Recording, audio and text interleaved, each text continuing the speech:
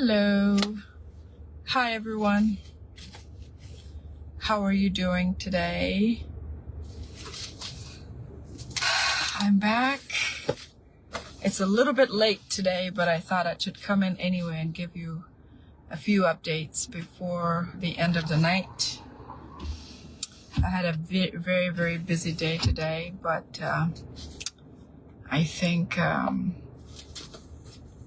we should be able to get a few things in before the night is here.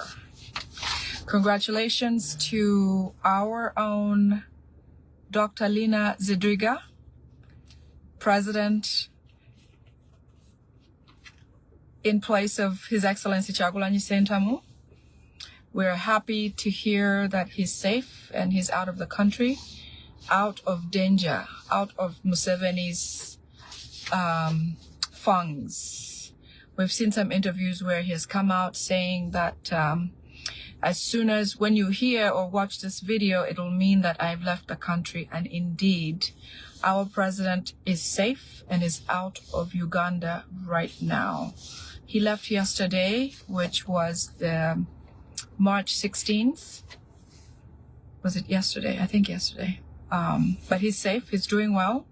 He has had some interviews. You've seen an interview from BBC about his reason for leaving Uganda. I know that they won't admit because there are lobbyists that Museveni has all over the world, including the UK. Even if they say they try to brand it as him running away from Uganda or fleeing like Idi Amin or Obote did, His Excellency has left Uganda to come and tend to issues or matters foreign but involving Uganda. So he's temporarily out of the country, but is going back to be there and perform his duties as president-elect of Uganda. Okay? Many things have happened. I'm going to bring about some factors, some things that happened while he was still in the country and about Museveni's plans, and then we'll catch up on what's new that has been building on from there. Okay? One of the main things that Museveni had at hand was that he was sure to catch BOBI Wine, or His Excellency, by Thursday of last week. That's why you saw so many roadblocks all over Kampala in different places. It's because they had fake intelligence that this time or that by that Thursday they would capture His Excellency Kyagulanyi Ssentamu. Hello, yes, Dr. Lina Mama. She's now the president of National Unity Platform, because you know that the president, Central Region, is in jail. And we just had our other president of Western Region freed recently from prison. So congratulations, Mama Lina Zedriga. We're happy to have you, happy to be with you while our president is out of the country to tend to matters that concern issues abroad. So some of the things that have happened was, like I was saying, Museveni was assured that he would capture BOBI Wine because he was given fake intelligence. Museveni has used from his military, his police, a lot of investment into equipment that are, work intellectually to try to catch him. He has used all kinds of jammers. He has employed a lot of foreign expatriates who have access to data, who can use data, who can try to figure out by association where he is.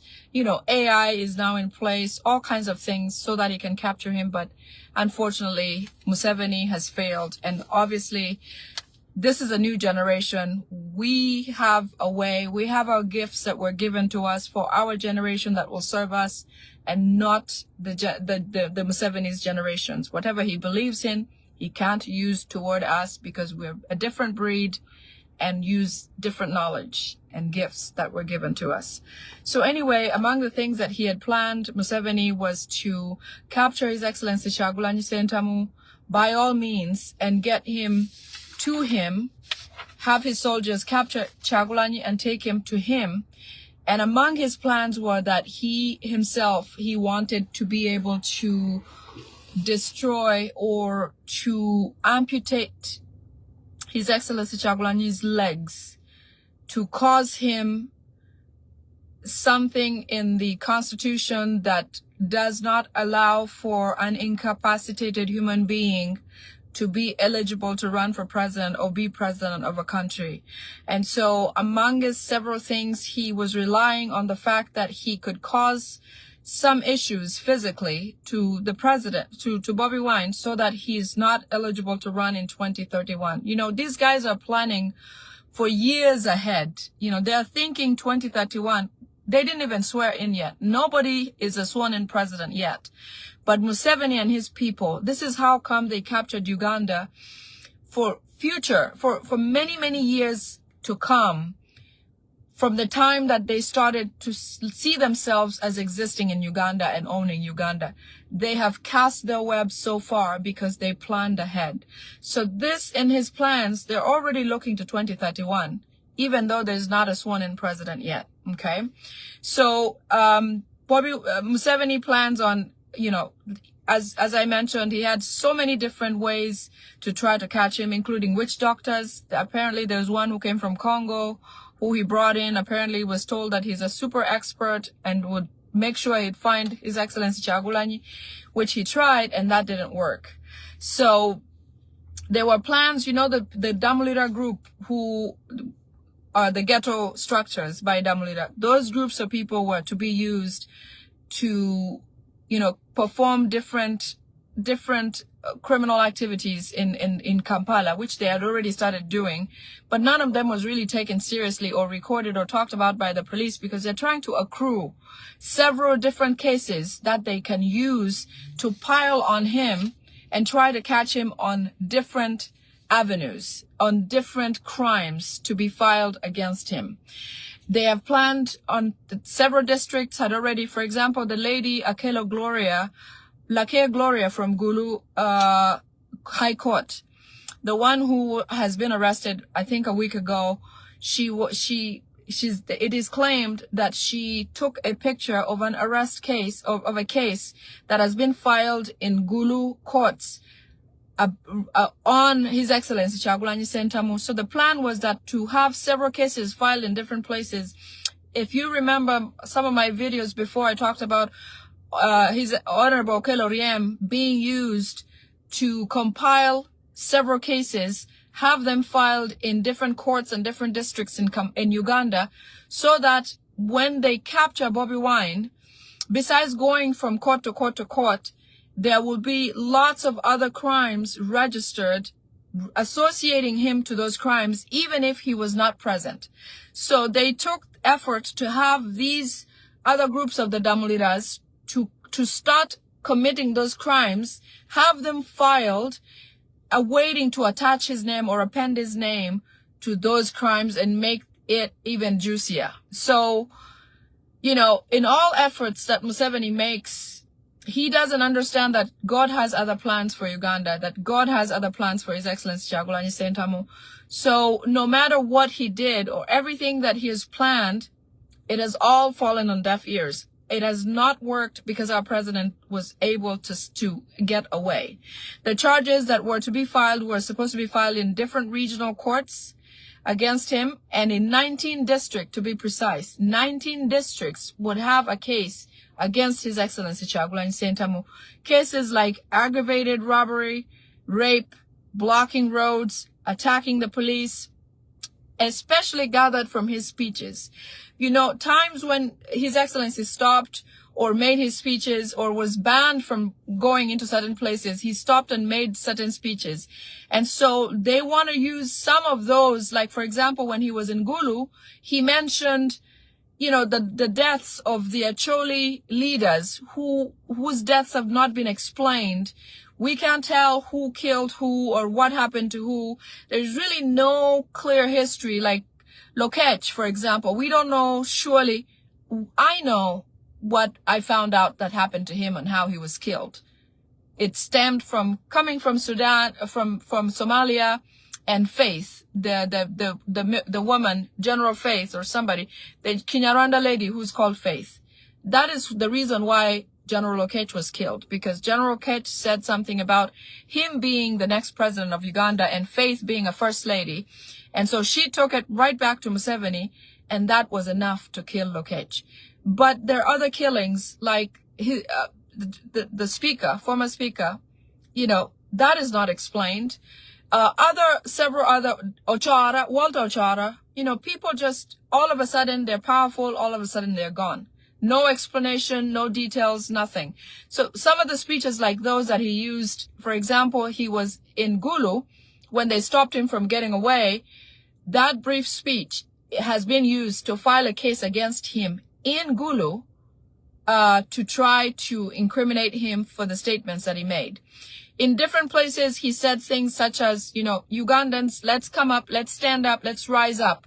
They're going to use that as him trying to get people together to rally up to, as you saw in the BBC interview, where they said that he said, and the Musevenis were afraid that he was going to get people to rise up against the government, to try to overthrow the government. So that is their interpretation, which is wrong, but they wanted to easily use it to incriminate His Excellency Kyagulanyi Ssentamu.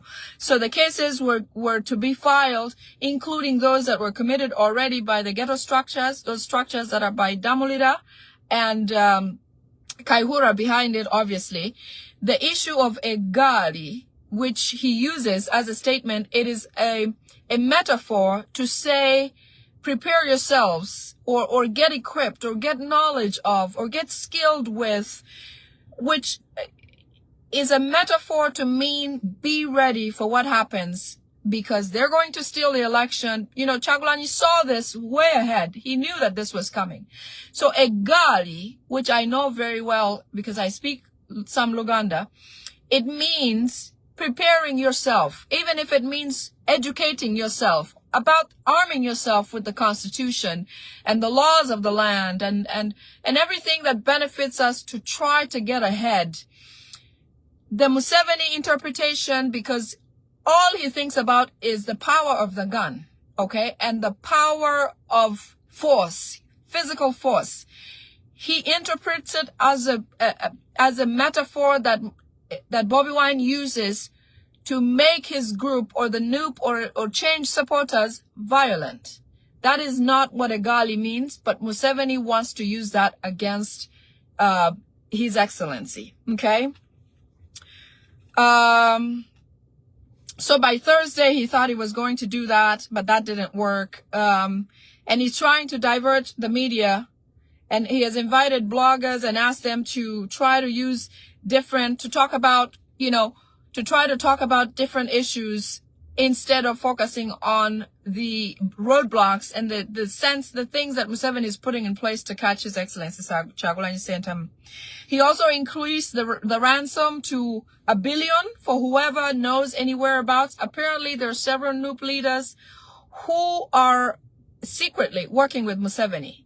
Several. And in the next few days, you may hear about their names, or they may come out and act differently, or they may look more interested in Museveni than would be NUP, or the party itself.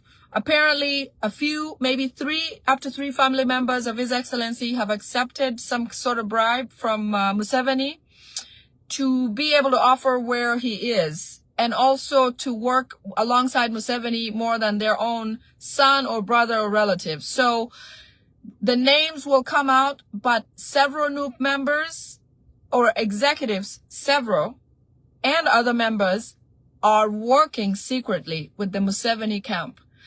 We will come to find out what their names are, but in the meantime, that's a fact. So be careful. If you're a member of the NUP and you are a true member, remember that now we have Her Excellency Lina Zadriga, who does not play around and was able to fire people who are inappropriate, like the Mpugas. I think Mpuga left because Lina was involved at the time. She was president, and she does not take prisoners. So be watchful, stay true, stay to yourself. If you are suspicious of another leader doing certain things or crossing over, just be mindful and stay on the right side, because soon, as always, they come out. Okay?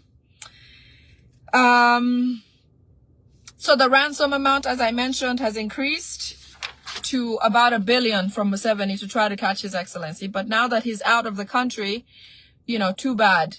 And Museveni is very upset with the people who he set in place to work, to do certain things, like the police officers who are the leaders in the areas where they were sent to set up roadblocks, or people who work for immigrations, the other members of the military forces who were set aside to focus on the mission to try to catch His Excellency, the SFCs and all of those. They're answerable right now. He has taken some of them into custody. Some of them have been remanded. A lot of them are under punishment, and some have fled. And so thankfully, some of them are crossing over to the NUP party and are ready to speak, which is really, really good. But many of whom Museveni sent to go and do this mission as to capture His Excellency are in big, big trouble. Major reshuffles are coming up in the police and the military. Obviously, immigrations, as you know, Kainerugaba had mentioned trying to bring in people who are more accepting to admitting Rwandese and giving them documentation in Uganda. So in the meantime, be watchful for, you know, change. A lot of SFCs from Rwanda are being put in the military by force and police forces. So Ugandan military and Ugandan police force, you don't have to work for this man, and you don't have to perform all the dirty jobs, because eventually your names are public, and those people's names are not anywhere, because they even wear the wrong badges. They wear the wrong names on them. So they're not identified. So if you're a pure Ugandan military or policeman, stay away from the criminal activity of these people, because you will be the one to be punished, and they won't punish their own people. Okay? So as the robberies were planned by the ghetto structures, Museveni had planned to have them, you know, commit all these crimes on CCTV, have them recorded correctly, have them used, and after His Excellency is captured, which according to him was that he would capture him, they would bring him to him, and what he first of all would like to do, which when I mention this, it doesn't mean that the plans have stopped because His Excellency got away. It doesn't mean that. It just means that we would be more careful and be vigilant, or have the president more prepared for what they presume they could do for him or do to him. So they would take him, and Museveni plans to, like I said, amputate him without any anesthesia. Okay, which is crazy, but these people do these things every day. And then they would set up some sort of raid where His Excellency would be in the same home, and then they would act as if that accident occurred at the time of that raid. He also plans to introduce a law which he wanted to use his disability under the law, that he would not be able to be eligible to run for president because of the circumstances of being unable to walk or perform his duties legibly. So they're looking at 2031. We should, even if we're still trying to get our 2026 win, you know, we have to think ahead as Ugandans for a better country. We have to make every effort to try to get these people out of the presidency, the leadership of Uganda, to clean up, which is a lot of work for His Excellency in the future to come, because so much has been destroyed, so much has been lost in Uganda, and we have a lot of work to do. Eventually, the end goal for Museveni is to end NUP and National Unity Platform altogether from Uganda, and also every form of opposition would be over, according to them. This doesn't mean that they're going to be successful, but this just lets you know that according to them, they think that is what they would do, they would want to do. I was reading a comment, sorry. So Museveni has known that mission so far is not going to move forward. And so he's very upset about that. Others say that it is potentially possible that they may even get rid of Muhoozi Kainerugaba because of so much that he has done in his tweets and his messages and all these things that have brought the government down. But like I said, being a first child or being the child of the president, they feel too privileged, too powerful. And that's what, like similar governments that have gone through this, it eventually it leads to the downfall of whoever the dictator is. So Museveni is well underway to lose this whole thing, and he knows it, and he's very aware of it, and that's why he tries by every means to try to make sure that he takes care of His Excellency Kyagulanyi Ssentamu, which is not going to happen. So he's gotten out. He's in. I couldn't say where he is right now because it's probably not the best thing to talk about and get out there, but he's free and he's doing well, and he's doing what he should do abroad.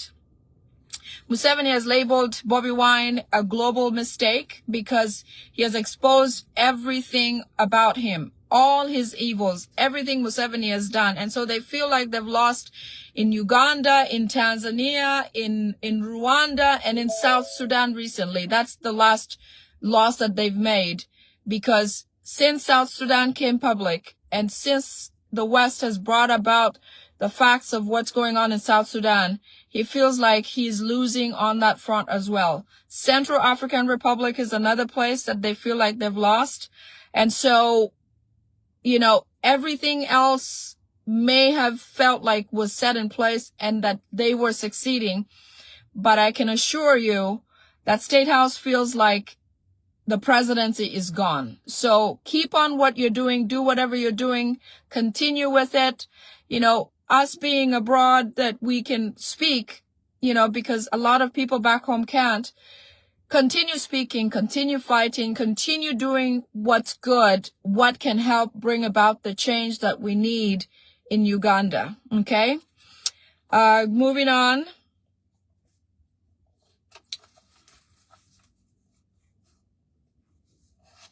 Museveni is very upset with the people who he sent to perform these missions to try to catch His Excellency. He's very upset, and he said he's going to call them individually and deal with them.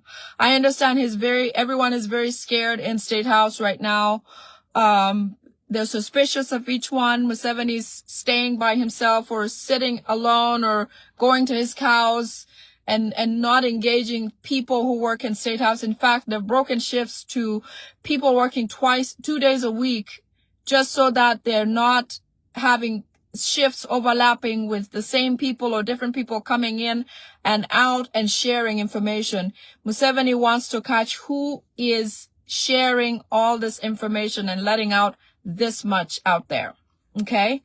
So, in summary, the cases, what they were trying to do with His Excellency was that they'd file 19 cases on him. They would amputate him. They would take him to courts, different courts daily, and try to get him too busy and making statements in different courts without having him get bail. They would release him and rearrest him, or release and rearrest the other NUP members or the executives of the NUP party. They would also they will stop His Excellency eventually from running for office, which is their main goal. But of course, that's not going to happen because they didn't succeed. Okay? Moving on to the next thing. Museveni has ordered that they arrest the people that went to take His Excellency's assistant, yes, Don Sheriff, because he feels like what they went to do was supposed to be the right way, the right thing, but they should have turned off the cameras. So he feels like these people are working against him, which is a normal feeling right now, because everything that he does or everything that people are doing is ending up in favor of Bobi Wine. So he has ordered that the commander who was assigned the activity of arresting Don Sheriff on CCTV be arrested and taken, because he's working as an enemy to him at this point. Museveni's family and the daughters, the wife, and whoever used to live in State House or lives close by, they now spend nights in Tanzania. They're not staying in Uganda for their nights, just like Kagame doesn't spend nights in Rwanda anymore. Sorry, hold on one second.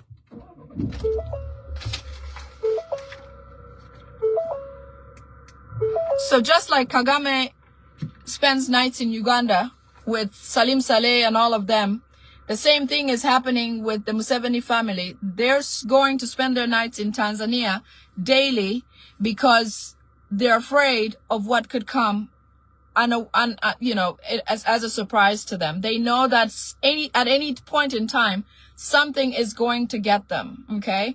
With watching everything that's going on in the world and Kagame being sanctioned left and right, he feels like this is coming on to him too. So he's afraid of that. Okay. Janet is in poor health. Apparently with everything that's going on, all of the information that's being leaked, she's getting more critical. As you know, they're much, much older than we actually know. Their health is not in great shape, but they're sticking to it. They're trying to, yes, free Don Sheriff's wife. You're right. Thank you, Shakira. Both of them are in really poor health. And that's one of the things that, Museveni thinks that he should try to debilitate His Excellency because he thinks that it'll make them equal or make him feel more powerful or more strong, by making His Excellency, debilitated somehow. Janet's legs are getting worse with cancer, and Museveni plans to declare Uganda like a North Korean rule. So if you see the way people in North Korea live, it is exactly what Museveni is trying to implement in Uganda. He has decided now that he's going to move forward with that plan because he feels like people are better controlled when he keeps them poor and keeps all access to activities or things that benefit citizens away from them. So he's working closely with the North Korean people to try at president, because they're good friends, they're both dictators, so that he can implement exactly what he does in his country for him to rule for so many years, so he can implement it and do it in Uganda as well. So hopefully that does not come to fruition, but with people who could care less about others, it is possible that he can do that. He can try to do that. Museveni has very bad plans for Kasese district. He plans on causing some major atrocity. I've heard he's probably going to do a terrorist act. He's probably going to do a bombing there and is going to cause insecurity and criminality in that region, because Kasese borders that side of Congo where he has normally blamed ADF for something happening in Kasese. He will easily say it was the ADF. He wants to see a way of getting money from the Western world, because a lot of times they've considered Museveni a peacekeeper in the region. So if anything broke off or any war or anything like that, those people, the Western world, instead of getting involved, they would just dish money to him and have him deal with those wars. And yet, all those times, those wars were engineered by Museveni. ADF is Museveni's militia, and so is M23. So he's now planning something major for Kasese. Okay? Kasese region. If you live in that region, be mindful. If you do remember the big attack on the school at the border of Kasese that killed a lot of children, it's going to be bigger than that, and they say that. Okay? The NTV sale was fake. The real owner of NTV is actually Museveni. That thing that was in the media about a gentleman from Tanzania coming to buy off the network, it never happened. It did happen physically, just to make pretense of what exactly happened. So that gentleman is Museveni's proxy to own MTV. So NTV was not bought by the Tanzanian fellow from the what is that group? The business group that had it, the one from Kenya. I forget what the name is. But that was not a buy-off or a trade-off. It actually is something where Museveni simply changed proxy. So the same control will apply, maybe even stiffer control by State House on what comes out onto the media. There's going to be a lot of fake news that is going to come out that will not benefit the citizens. Obviously will just hoodwink everyone to think everything is normal and okay in the country, but no. Okay.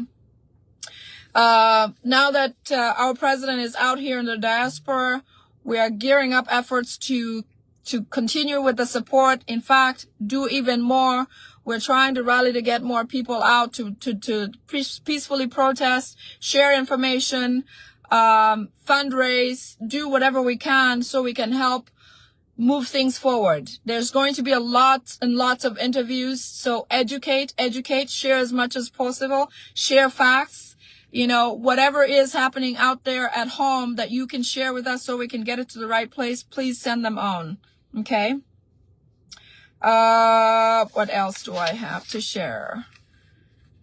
I think that's all I have got for today.